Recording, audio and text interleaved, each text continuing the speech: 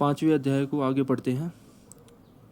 इस प्रकार तत्वज्ञानी के संभाव का वर्णन करके अब संभाव को ब्रह्म का स्वरूप बतलाते हुए उसमें स्थित महापुरुषों की महिमा का वर्णन करते हैं। श्री कृष्ण बोलते हैं, जिसका मन संभाव में स्थित है उनके द्वारा इस जीवित अवस्था में ही संपूर्ण संसार जीत लिया गया है, क्योंकि सच्चिदानंदन परमात्मा निर्दोष और सम है। वे सच्चिदानंदन परमात्मा में ही स्थित है। अब निर्गुण निराकार सच्चिदानंदघन ब्रह्मांड को प्राप्त समदर्शी स्थित पुरुष के लक्षण बतलाते हैं।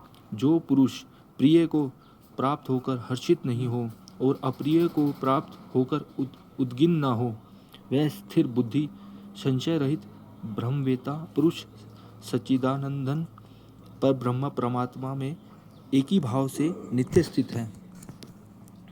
इस प्रकार ब्रह्म में स्थित पुरुष के लक्षण बतलाए गए। अब ऐसी स्थिति प्राप्त करने के लिए साधन और उसके फल की जिज्ञासा होने पर अर्जुन कहते हैं प्रभु, बाहर के विषयों में आसक्ति रहित अंतःकरण वाला साधक आत्मा में स्थित जो ध्यान जनित सात्विक आनंद है उसको प्राप्त होता है। तदंतर वह सच्चिदानंदघन पर ब्रह्म परमात्मा के ध्यान रूप योग में अभिन्न भाव से स्थित पुरुष अक्षय आनंद का अनुभव करता है। इस प्रकार इंद्रियों के विषय में आसक्ति के त्याग को परमात्मा की प्राप्ति में हेतु बतलाकर अब इस श्लोक में इंद्रियों के भोगों को दुख का कारण और अनित्य बतलाते हुए भगवान उनमें आसक्ति रहित होने के लिए संकेत करते हैं। जो ये इंद्रिय तथा विषय के संयोग से उत्पन्न होने वाले सब भोग हैं, वे यद्यपि विषय पुरुष को सुख रूप भासते हैं तो भी दुख के ही हेतु हैं और आदि अंत वाले अर्थात अनित्य हैं। इसलिए हे अर्जुन, बुद्धिमान विवेकी पुरुष उनमें नहीं रमता। विषय भोगों को काम क्रोध आदि के निमित्त से दुख के हेतु बतलाकर अब मनुष्य शरीर का महत्व दिखलाते हुए भगवान काम क्रोध आदि दुर्जय शत्रुओं पर विजय प्राप्त करने वाले पुरुष की प्रशंसा करते हैं। जो साधक इस मनुष्य शरीर में शरीर का नाश होने से पहले ही काम क्रोध से उत्पन्न होने वाले वेग को सहन करने में समर्थ हो जाता है, वही पुरुष योगी और वही सुखी है।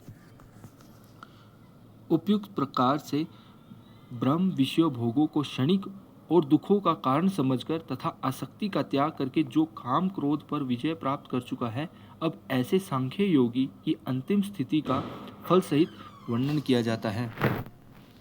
जो पुरुष अंतरात्मा में ही सुख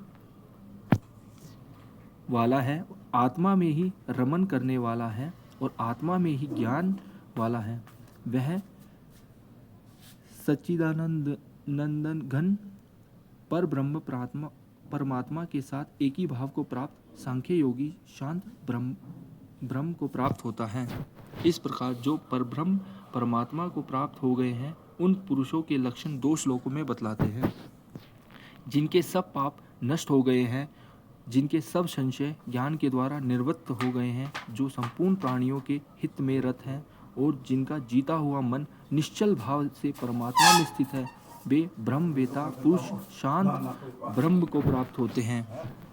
काम क्रोध से रहित जीते हुए चित्त वाला पर ब्रह्म परमात्मा का साक्षात्कार किए हुए ज्ञानी पुरुषों के लिए सब ओर से शांत पर ब्रह्म परमात्मा ही परिपूर्ण है। कर्म योग और सांख्य योग दोनों साधनों द्वारा परमात्मा की ओर प्राप्ति और परमात्मा को प्राप्त महान पुरुषों के लक्षण कहे गए।